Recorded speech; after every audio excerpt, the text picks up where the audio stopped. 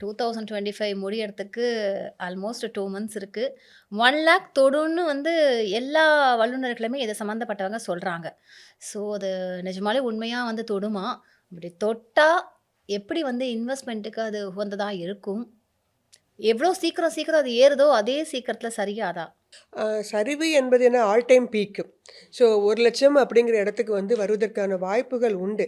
ஆனா, மக்கள பொறுத்த மட்டிலயும் கோல்டு அப்படிங்கிறது இந்த அளவு பீக்ல இருக்கும்போது போயி இன்வெஸ்ட்மென்ட்டாக அத வந்து பார்ப்பது என்பது நல்லதுக்கு இல்ல.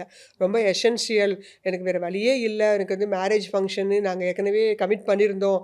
அப்படிங்கிறவங்க போய் வாங்கலாமே தவிர, இந்த சமயத்தில ஒரு பீக்குன்னு சொல்லும்போது நாட் ஒன்லி ஃபார் கோல்டு நீங்க க்ரூட் ஆயில் எடுத்துட்டாலும் சரி, ஷேர் மார்க்கெட்டும் சரி, எல்லாமே ஒரு பீக்ல இருக்கும்போது ததும்பி இருக்குது. டேங்க் ததும்பி இருக்கும்போது, நீங்க அதில போய் இன்னும் கொஞ்சம் வாட்டர விட்டீங்கன்னா என்ன ஆகும்? கீழ வடிய தான் செய்யும். Naga double roasted rava and Naga கடலை மாவு.